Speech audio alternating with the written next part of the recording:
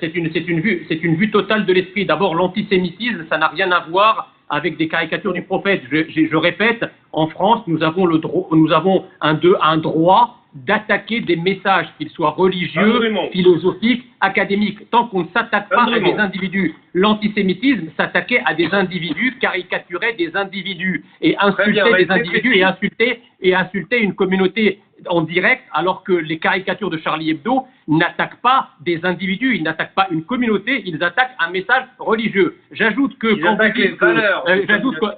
quand vous dites qu'ils s'attaquent aux faibles, excusez-moi, Charlie Hebdo s'est pas attaqué aux faibles puisqu'ils en sont morts. En revanche, on s'attaque aux faibles, effectivement, quand on s'attaque aux chrétiens et aux juifs. Et là, vous trouverez beaucoup de gens courageux pour moquer le pape, pour moquer les rabbins, etc. Par contre, il y a effectivement une autocensure. Je termine mon propos. Monsieur. Vous avez beaucoup parlé. Je termine juste en une seconde.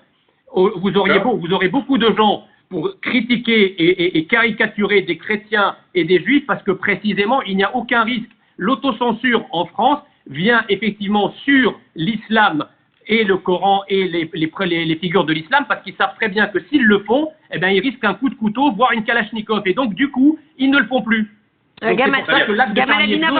Écoutez, moi je ne partage pas l'analyse de mon contradicteur, parce que en réalité, ce qui s'est passé sur Instagram pour ces deux journalistes, c'est tout simplement le résultat de signalements massifs. C'est-à-dire qu'il n'y a pas quelqu'un derrière chaque compte pour le verrouiller, à moins que ces comptes soient massivement signalés, ce qui semble être le cas. En tout cas, c'est ce que le réseau Instagram a souligné. Donc, on ne peut pas d'un côté dire qu'il n'y a pas de menace islamiste, que tout ça est un fantasme, qu'il n'y a pas de guerre identitaire en France, et en même temps, je dirais, ne pas reconnaître que la masse de signalements a été suffisante pour faire suspendre ces deux comptes. J'ajoute que bien sûr qu'on peut dire, on doit pouvoir tout dire. Moi, j'entendais dans votre reportage les mots combat et se battre. Mais le combat de la liberté d'expression, il s'effectue contre qui?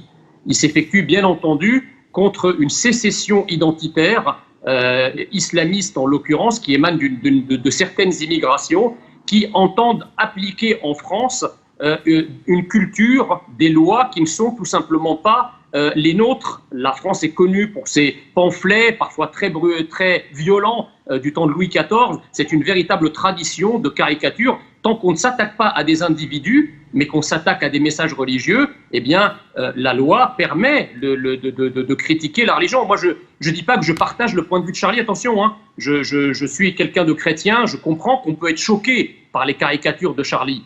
Mais je veux dire, là encore, c'est une contradiction. Moi, quand je vais dans la rue, au même titre que des milliers, des millions de Français, je suis choqué de voir des gens habillés en voile, en djellaba, etc., qui constituent une sorte de provocation à notre civilisation. C'est pas pour ça que j'irai les tuer. Vous comprenez? On peut être choqué par quelque chose. On peut trouver ça de mauvais goût. Mais évidemment que la liberté d'expression doit pouvoir être le cadre général où tout le monde s'exprime. Et puis si les gens ne sont pas contents, eh bien ils n'ont qu'à porter plainte, ils n'ont qu'à critiquer ouvertement, mais en aucune façon arriver à ces intimidations et à ces meurtres.